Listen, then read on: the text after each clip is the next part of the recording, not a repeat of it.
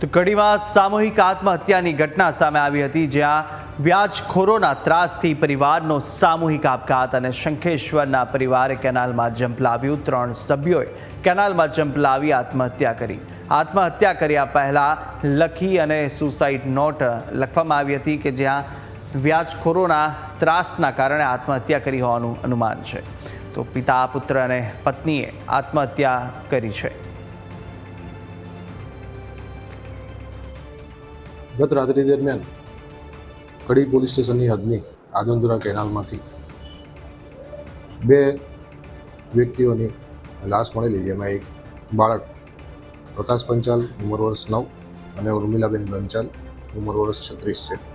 એના પરિવારજનો દ્વારા હકીકત જાણવા મળેલી કે ધર્મેશભાઈ પંચાલ, ઉર્મિલાબેન પંચાલ અને પ્રકાશભાઈ પંચાલ નાઓ જે મૂળ શંખેશ્વરના રહેવાસી છે, તેઓ સંપર્કમાં ન હોય એની શોધખોળ કરતા હતા અને આ લાશ મળતા એક જ પરિવારના હોય કોઈ અગમ્ય કારણોસર આત્મહત્યા કરી લીધેનું જાણવા મળતા તાત્કાલિક કડી પોલીસ સ્ટેશનનો સ્ટાફ ત્યાં પહોંચી તરવૈયાના મદદથી લાશને લઈ અને પીએમ કરવામાં આવેલું છે।